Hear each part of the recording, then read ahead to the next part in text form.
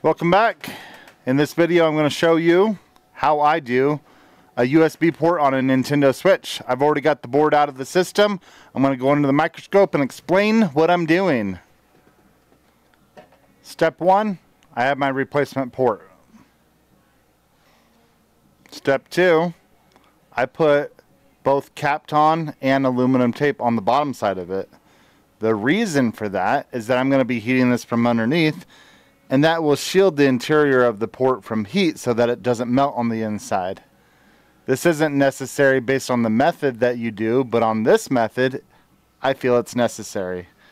It takes a few seconds and it costs nothing.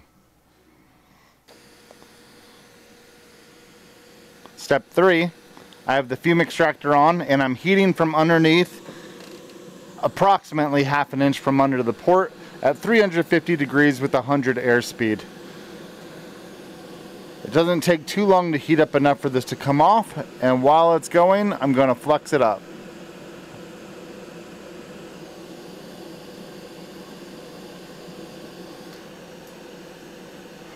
Just watch the flux bubble, and we'll wait and see until that solder begins to come molten.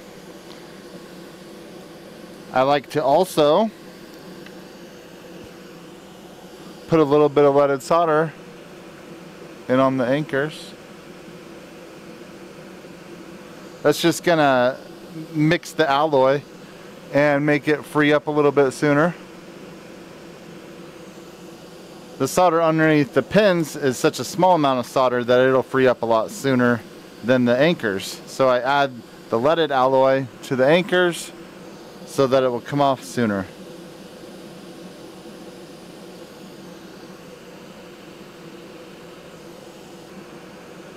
Should be enough heat now, and then it'll just gently lift off.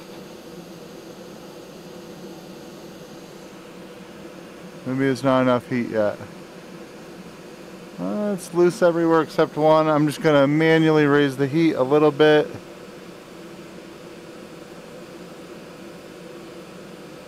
Never force it off. Just let it lift off.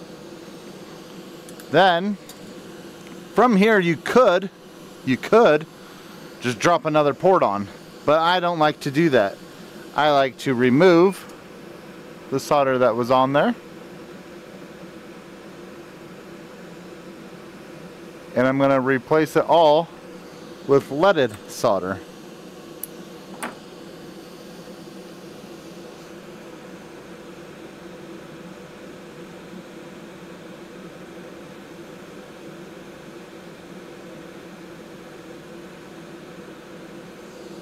I should have the heat more under the board.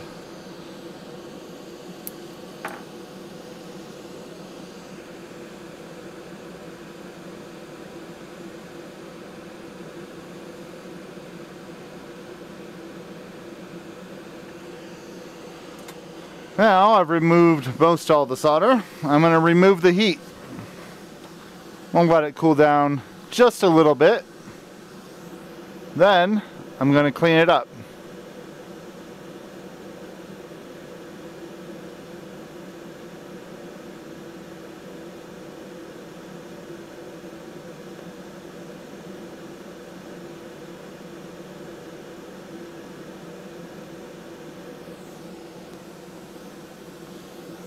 Then I'm going to flux it up.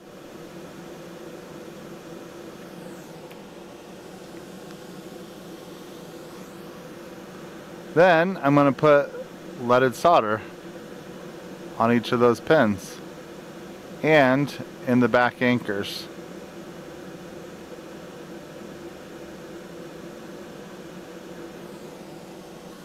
Then I'm going to put the heat back underneath it. You want more heat going on the board than the port.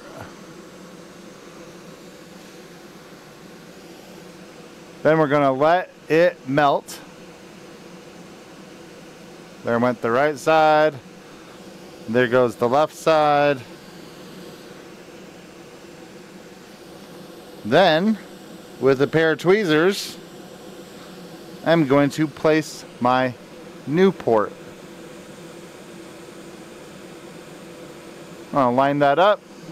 I'm gonna let it heat. Heat, heat, heat. Never hurts to add a little bit more flux. Why? Because flux helps with the movement and adhesion of solder. See how my back legs look perfect? Now I'm gonna put some pressure on top. And I know that if the legs are molten, then the pins underneath the port are molten. And I'm just going to hold that until all the solder hardens.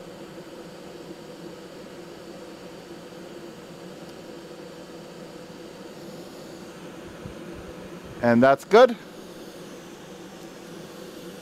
I move my heat out of the way. I'm done with that. Then I'm going to flux up the front anchors. And then I'm going to solder the front anchors.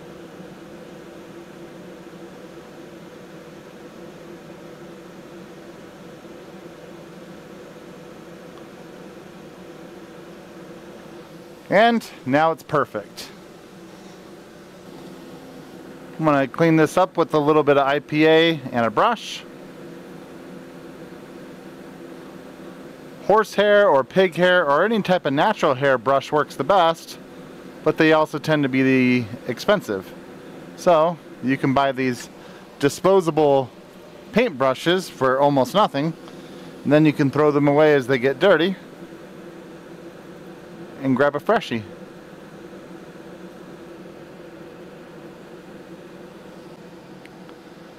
The backside looks good. All I need to do really is clean it up. You see? Can I add solder to this to make it look like more shiny blobs? Absolutely I can, if I want to. If I feel like there's not enough solder on there, then of course I'm going to add solder to it. I can tell you, looking at this, that all of the corners look pretty good. This one might be lacking a little bit, so let's add some there.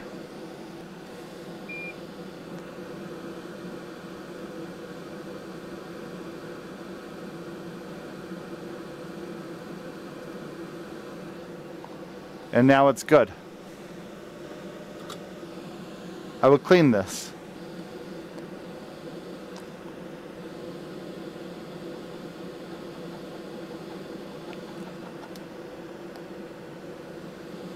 Now, it's perfect.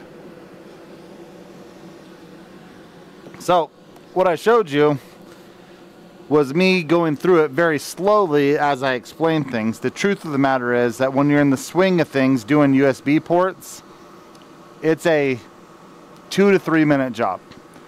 Taking apart the console and putting it back together takes vastly more time than actually doing the solder work on the USB port. Now most of the time, you're not going to be doing just the USB port because people short out the M92 or one of the other chips all the time by plugging power in when the USB port is damaged. But USB port's easy. Just follow the instructions and you'll be good to go.